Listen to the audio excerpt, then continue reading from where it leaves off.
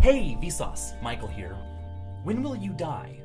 I don't mean you specifically, I mean the mean of you all, the average Vsauce viewer. By combining World Health Organization life tables with YouTube analytics for Vsauce viewers, we can calculate that the average date everyone over the age of 15 watching this video right now will die on is 8:42 in the morning, November 28th, 2059.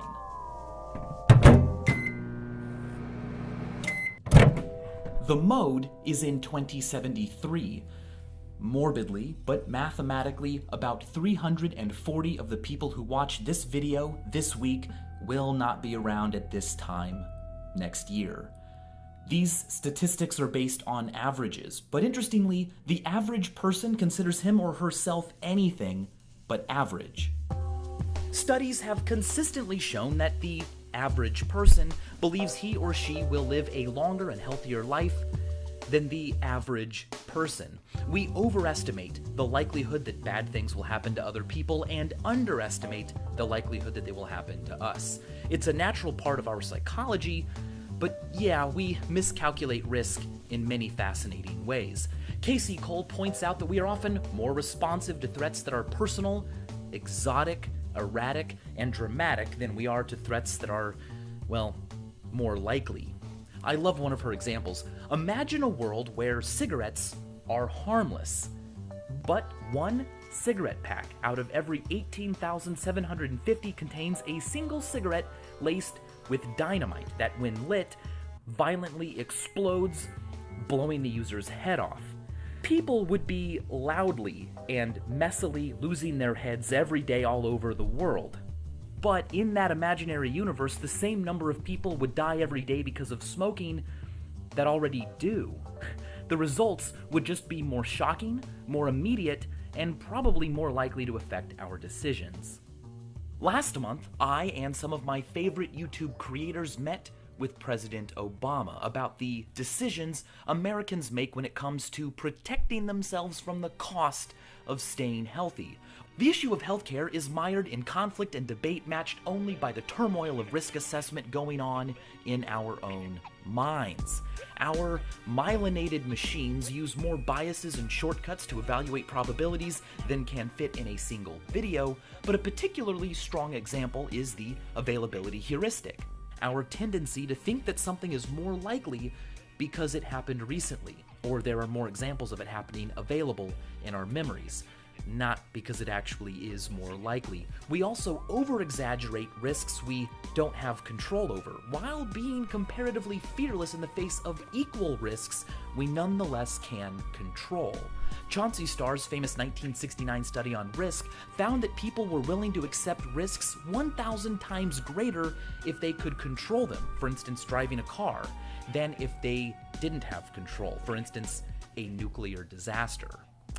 Let's talk about Abraham Wald.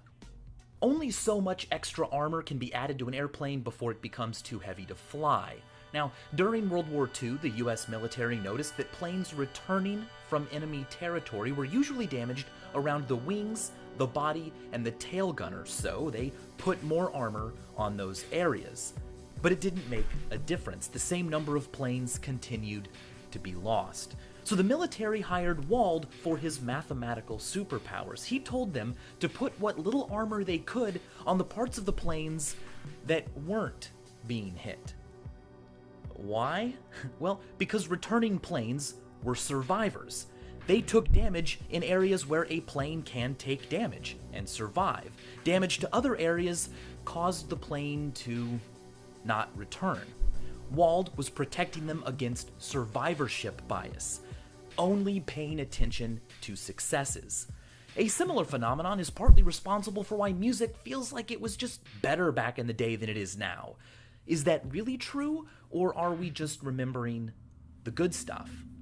Wald's work saved thousands of lives and made flying safer for many more. Tragically, a few years later, Wald and his wife died in an airplane crash.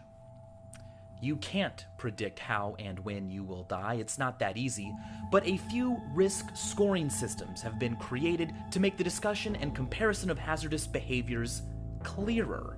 The micromort was conceived by Ronald A. Howard and is an amount of risk equal to a 1 in 1 million probability of dying.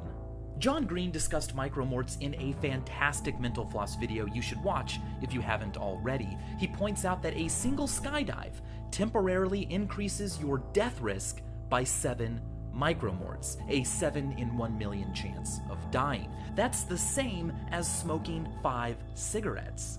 It's been estimated that you gain 1 micromort for every half liter of wine you drink, every year you spend drinking Miami tap water, every 1,000 miles you fly in a jet plane, every 230 miles you travel by car, every 20 miles you travel by bicycle, and every 6 miles you travel by motorcycle or canoe.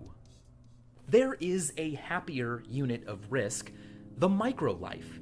Proposed by David Spiegelhalter and Alejandro Oliva, a microlife is gained by doing healthful things. In small quantities, their benefits are roughly linear, and 1 microlife is the equivalent of 30 extra minutes of life. 20 minutes of moderate exercise gives you 2 more microlives. 2 hours of sedentary behavior, -1 microlives. Plenty of non-scientific websites exist that allow you to calculate when you will die based on your life expectancy and habits. PokeMyBirthday.com is a kind of goofy site that takes a nonetheless interesting look at not your death, but your birth. Enter your birthday and see when you were conceived, when your mother probably first realized she was pregnant with you, and the dates your parents created or moved into position the 2 cells that eventually became the 30 trillion cells that are now watching this video. Every single person who ever died right here on planet Earth, except for 3, the crew of Soyuz 11. On June 30th, 1979, their cabin depressurized while returning to Earth before they crossed the agreed-upon boundary between Earth and outer space. Far from any populated area, a 3-sided metallic column sits where their craft landed in Kazakhstan. It's a remote memorial to humankind's remotest deaths. We haven't all died here on Earth, but so far we have all been born here. Thanks for being here. Stay safe, and as always, thanks for watching.